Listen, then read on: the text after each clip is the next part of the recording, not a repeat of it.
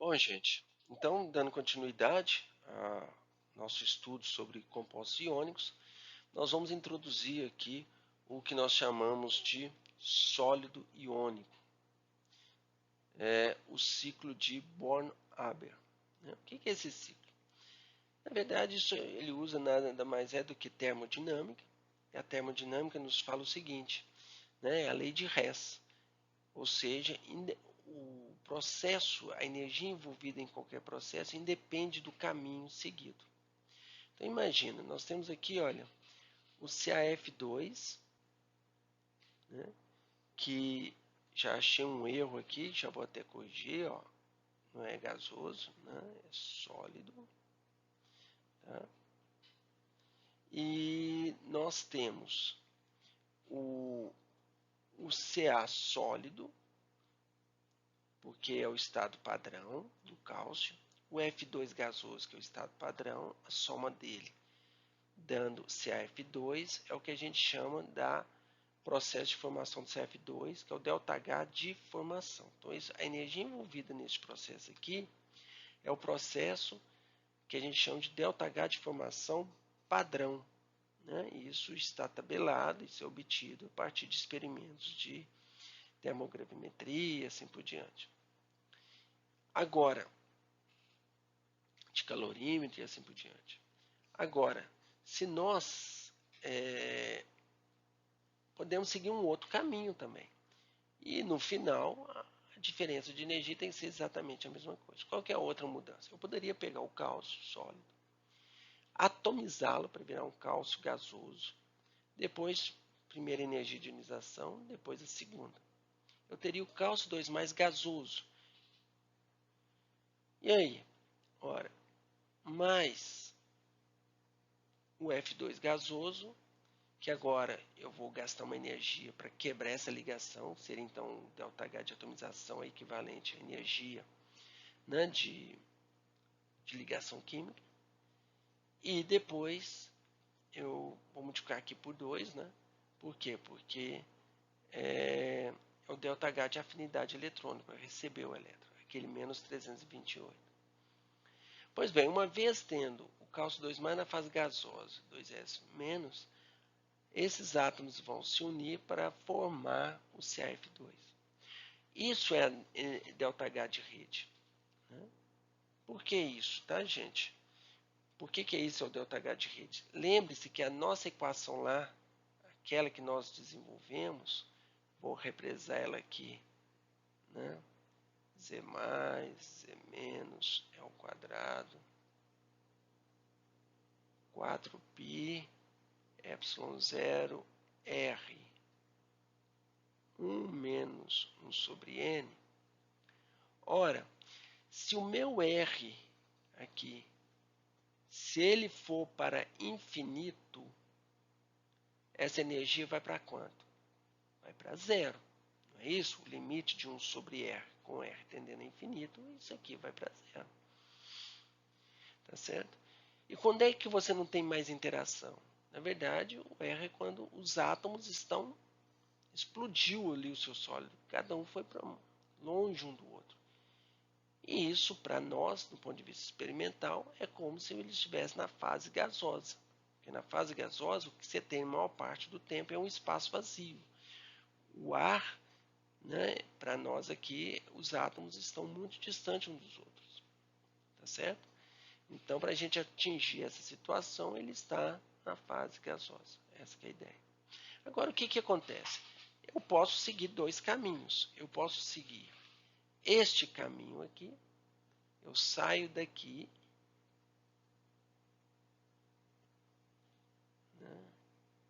e vou para cá. Então, este é o caminho. Ou eu posso fazer um outro caminho. Qual que é o outro caminho? Eu vou sair daqui, vou fazer este caminho.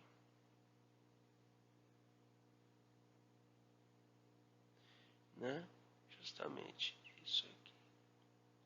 Vou fazer o mesmo caminho para chegar no mesmo ponto. Então, observa que eu vou colocar o ΔH de formação, que seria este caminho vermelho, né? Eu vou botar até de vermelhinho aqui, né? Ele está de vermelho. Aqui. E é o ΔH de formação. Ou eu sigo esse outro caminho, que eu vou ter que somar todos. ΔH de atomização, primeira energia de ionização, está aqui. A segunda energia de ionização. Depois eu vou pegar a atomização do flúor. E mais 2 vezes o ΔH de afinidade eletrônica, porque eu preciso de 2 flúores. Né? E mais o ΔH de rede. Então, quando eu somo isso tudo aqui, eu tenho todos esses valores, 1.219 aqui, né? 178, 590, 1.145, 78 por 99, menos 328 vezes 2. Só vou consertar aqui, porque aqui é um sinal de menos, é menos 1.200. Tá? E se vocês fizerem esse cálculo agora, o ΔH de rede vai dar exatamente menos 2.555,79 kJ por mol. Lembre-se que o valor que nós achamos foi, agora que nós acabamos de fazer lá na outra aula, foi menos 2.528,14 kJ por mol. Né? Se nós pegarmos essas diferenças, vocês vão ver que o valor é muito pequeno. Né? Eu estou fazendo o cálculo aqui. Ó, no nosso cálculo aqui, vai ser um erro de apenas, nem é 2,7, é 1,08%. Ok? Esse erro é muito pequeno, gente. E aí? Ora, por que não é zero? Né? Claro que tem os erros experimentais, mas também tem o fato de que você tem uma pequena covalência. Todo composto iônico tem uma pequena covalência, da mesma forma que toda ligação química em átomos diferentes tem uma pequena contribuição iônica. Né? Então, essa equação ela não consegue descrever a covalência. Então, esses compostos muito iônicos, isso aqui consegue descrever o quê? 99% da energia de rede. Mas aquele 1% fica faltando, que é aquela covalência que essa equação não consegue descrever. Tá certo? Pois bem, então quando a gente olha esse tipo de empacotamento, né, agora nós temos a nossa equação, agora vamos falar daquela constante de Madelung. Como é que eu vou saber qual tipo de arranjo que eu vou ter? Observa aqui como é que são esses arranjos. Né? Você tem ele quadradinho assim, que é um arranjo, ele pode estar desta forma. Né? Muitos poucos sólidos adotam esse empacotamento cúbico aqui, né? Como a gente vê. Tá? Então, quanto mais denso esse empacotamento, o que significa isso? O volume dos átomos em uma célula unitária dividido pelo volume da célula unitária. Você pega essas distâncias e soma quantos átomos tem aqui e você calcula. Tá? Como é que você faria isso? Olha, você tem os raios dos átomos, então você define aqui o volume. Tá certo? O cúbico de corpo centrado, por exemplo, né? Ele está aqui. Ó, ele seria uma coisa mais ou menos desse tipo. Observa que se o átomo do centro aqui for grande, esses outros átomos não vão se encostar. Ora, mas se for um composto iônico, aqui é positivo, aqui é negativo, eles queriam se encontrar. Né? Quando eles vão se unindo, observa, se você tem uma estrutura como essa, se você tem, por exemplo, átomos neutros, pensa aí uma barra de ouro, né? Então os átomos de ouro estão aqui, onde que vão vir os próximos? Ora, eles vão vir aqui, não é? Nessa posição aqui.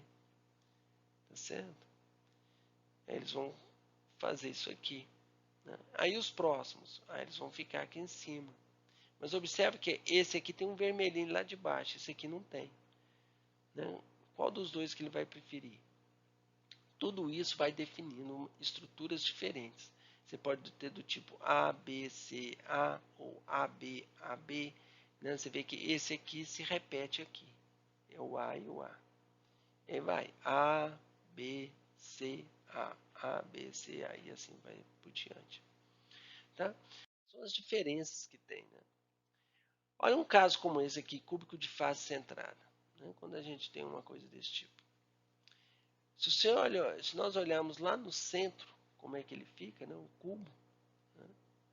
E definir isso, por exemplo, como um caso como esse aqui, né? É difícil de visualizar, mas se você cortar aqui, ó, você vai ter, ó, aqui, ó, você tem um quadrado aqui e um outro quadrado aqui, né? E esses branquinhos são os ânions, ou vice-versa, cátion e ânion, ou cátion e ânion.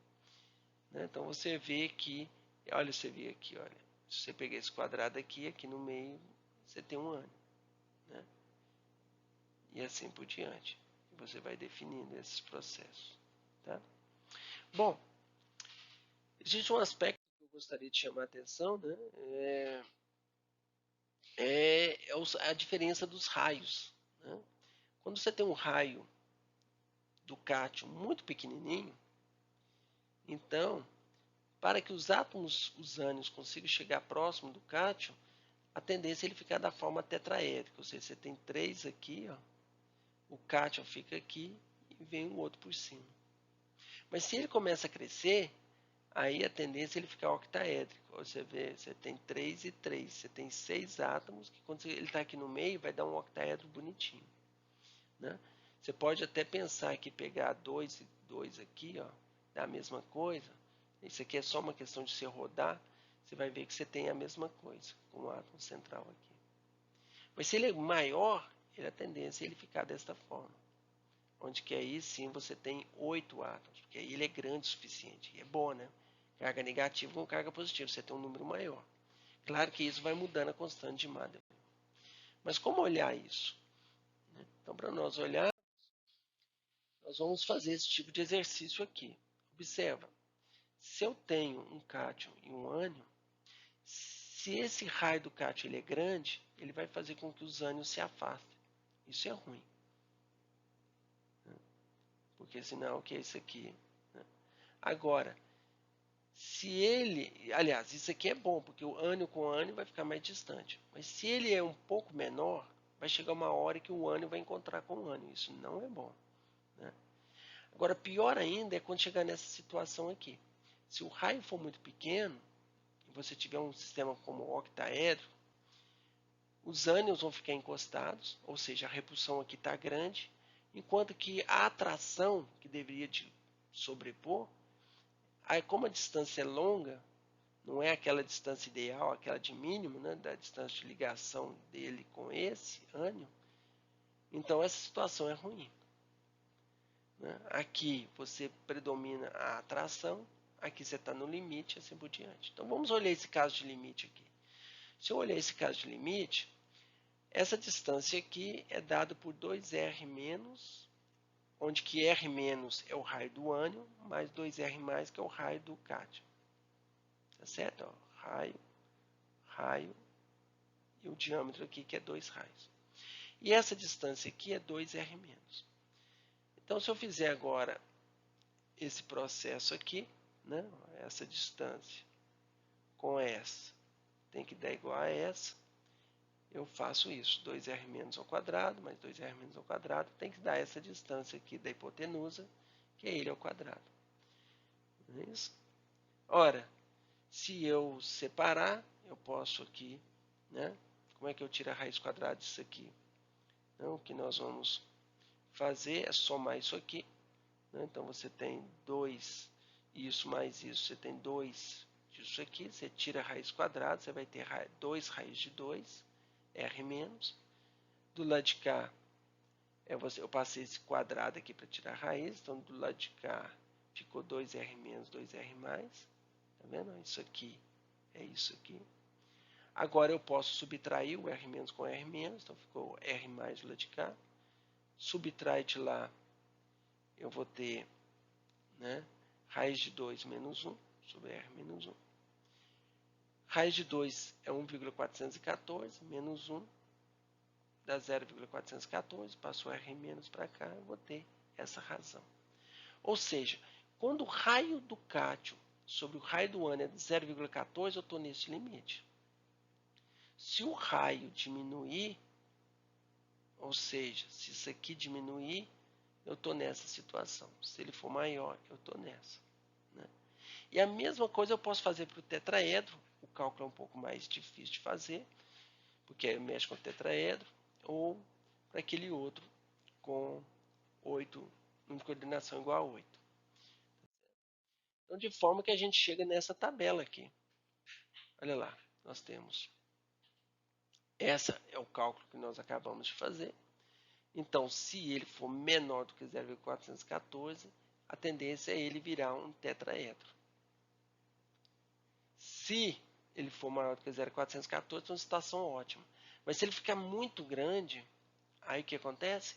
Você vai incorporar mais átomos, ânions em volta do cátio, né? E aí você vai ter a diferença de raio vai ser 0,732, ou seja, acima desse valor ele vira cúbica. E se você chegar, quando o raio cátio é igual ao ânion, ele vira dodecaedro.